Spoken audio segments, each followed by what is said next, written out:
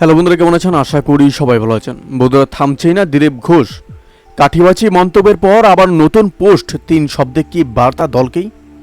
বন্ধুরা, বর্ধমান দুর্গাপুর আসন থেকে 1,37,000-এর বেশি ভোটে হেরে গিয়েছেন দিলীপ ঘোষ।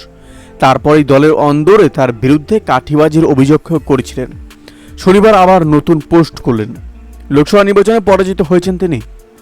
চেনা মেদিনীপুর আসন থেকে তাকে সরিয়ে নিয়ে যাওয়া হয়েছিল সুদূর বর্ধমান দুর্গাপুরে।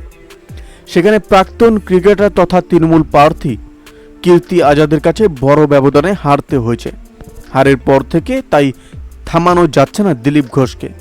রাজ্য বিজেপির প্রাক্তন সভাপতি একের পর এক মন্তব্য করে চলেছেন।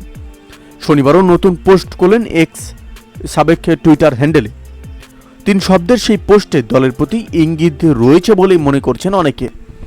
এক্সে দিলীপ শনিবার সকাল সকাল যে ছবিটি পোস্ট করেছেন তাতে 3টি মাত্র শব্দ রয়েছে।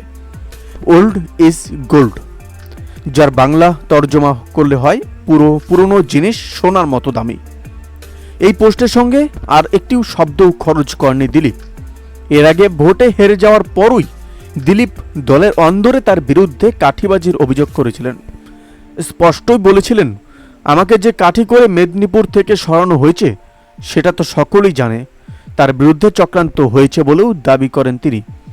সরাসরি কারণ নাম না নিতে চাইলেও তার মন্তব্যে দল যে অস্বস্তিতে তা সহজেই বোধগম্য।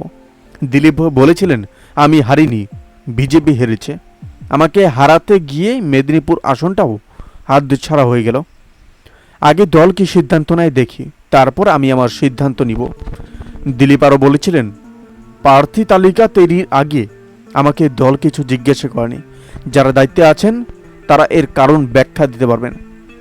ওখানে অর্থাৎ মেদিনীপুর সংগঠন তৈরি হয়েছিল, তারপরেও কেন সরানো হলো সেটা খতিয়ে দেখা উচিত। মেদিনীপুর থেকে লড়লে 1 লক্ষের বেশি ভোটে জিততেন বলেও দাবি করেন তিনি। হারের পর অটল বিহারী বাজপেয়ীর একটি উক্তি পোস্ট করেছিলেন এই দিলীপ।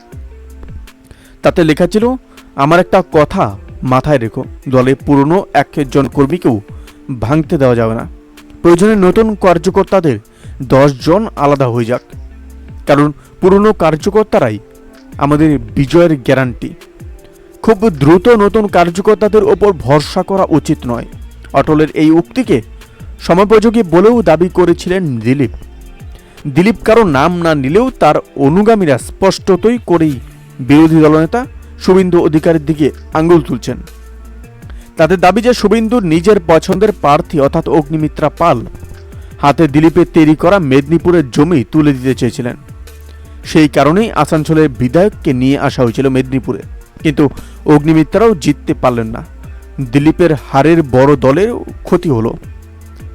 হারেও দলেরও বড় ক্ষতি হলো। শুভেন্দু বিজেপিতে যোগ দেন বিধানসভা নির্বাচনে আগে 2020 সালের ডিসেম্বর মাসে। সরকার গঠনের পর বিরোধী দলনেতার পদও পান। সেই সময়ে আরও অনেক নেতা তৃণমূল থেকে বিজেপিতে যোগ দিয়েছিলেন। ফলে দলের অন্দরে নব্য এবং পুরাতনের বিভাজন ক্রমশ স্পষ্ট হয়ে উঠেছিল। দিলীপ বরাবরই সেই পুরাতনের দলে, যারা শুরু থেকে পশ্চিমবঙ্গে বিজেপির সংগঠন গড়ে তোলার কাজে লেগে আছেন। বিজেপিতে যোগ এবং নন্দীগ্রামে মমতা বন্দ্যোপাধ্যায়কে হারিয়ে দেওয়ার পর দলে শুভেন্দুর গুরুত্ব বৃদ্ধি পায়, কিন্তু লোকসভা ভোট অঙ্ক মেলাতে পারেনি শুভেন্দু। রাজ্য বিজেপি মাত্র 12টি আসন পেয়েছে, যা আগের বারের চেয়ে অনেক কম। অনেকের মতে হারের পর দিলীপের সেই চাপা ক্ষোভের বহিঃপ্রকাশ ঘটেছে। বহুল প্রচলিত 3টি শব্দ পোস্ট করে আবার দলকে তিনি হয়তো মনে করিয়ে দিলেন, তিনি পুরাতন, তিনি সোনার মতো দামি। হারের পর আপাতত নিজেকে কিছুদিন গৃহবিন্দু করে রাখার সিদ্ধান্ত নিয়েছেন দিলীপ। রাজনীতিতে আসার পর এই প্রথম তিনি কোনো নির্বাচনে পরাজিত। তবে রাখ ঢাক না করেই জানিয়ে দিয়েছেন দলের সিদ্ধান্তের জন্য অপেক্ষা করবেন, তারপর নিজের সিদ্ধান্ত নেবেন। ভবিষ্যতে তিনি কি পদ গেছে সূত্রপাতও ঘটতে পারে পরবর্তীতে। বন্ধুরা, এই আপনার প্রসঙ্গে আপনাদের কি মতামত অবশ্যই আমাদের কমেন্ট করে জানাতে বলবেন না। ভালো থাকবেন, সুস্থ থাকবেন, ধন্যবাদ। দেখা হচ্ছে নতুন একটি ভিডিওতে। এই ভিডিও সম্পর্কে আপনার কি মতামত অবশ্যই আমাদের কমেন্ট করবেন। ভালো থাকবেন, সুস্থ থাকবেন, ধন্যবাদ।